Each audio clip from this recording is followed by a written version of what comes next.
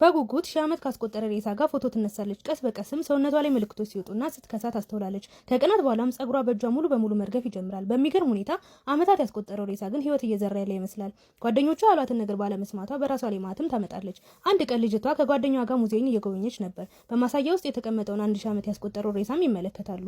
ልጅቷን በጣም በመጓጓት ካሜራውን ከፍታ ፊት የሚቀያየረውን ፍሊተር ከፍታ ከሬሳው ጋር ፎቶ እንድትነሳለች። ጓደኛዋም ይህንን አይታ እንድታቋረጥ ብትነግራትም ምንም ችግር እንደሌለው ትመልሳለች። አስጎብኛም ይህን ተመልክታ ታስቆማት ትሄዳለች። ነገር ግን ልጅቷ ፎቶ ማንሳት ህገወጥ አይደለም ትላታለች። ጓደኛዋ አያቷ የነገረቻትን ከሞቶ ሰዎች ጋር ፎቶ ከተነሳች በእነሱ ቦታ ሬሳ ሳጥን ውስጥ ራሷ እንደምታገኝ ትነግራታለች። ይህንንም የአያቷ ማስጠንቀቂያ ትሳልቅበታለች። ያለፈ አፈ ታሪክ ነው፣ ሰዎችን ለማስፈራራት ነው ትላታለች። አስጎብኛዋም ፎቶ እንድታጠፋ በድጋሚ ስትነግራት ያጠፋችው በመምሰል ትይዟለች። ከዛም ለጓደኛዋ በድጋሚ ፎቶን ታሳያታለች። በማህበራዊ ድረገጿም ለቃ ብዙ ተከታዮችን ለማፍራት ታስባለች። በድጋሚ ፎቶውን በምታየው ጊዜ ግን ሴቷ ሬሳ ስውር ፈገግታ ስታሳይ ትመለከታታለች። በጣም ትደነግጣለች። ልጅቷ ግን እሷ ላይ በመሳለቅ የሶፍትዌር ስቲከር ነው፣ በጣም እያካበድሽ ነው ትላታለች። ከዚህ በኋላ ጓደኛዋ ምንም ያክል መናገር ብትፈልግም ዝምታውን ትመርጣለች። ከዚያም ሁለቱም ሙዚየም ለቀው ይወጣሉ። ከግማሽ ወራት በኋላ ግን ትምህርት ይጀመራል። ልጅቷም ማንም ያልጠበቀውን ነገር ታደርጋለች።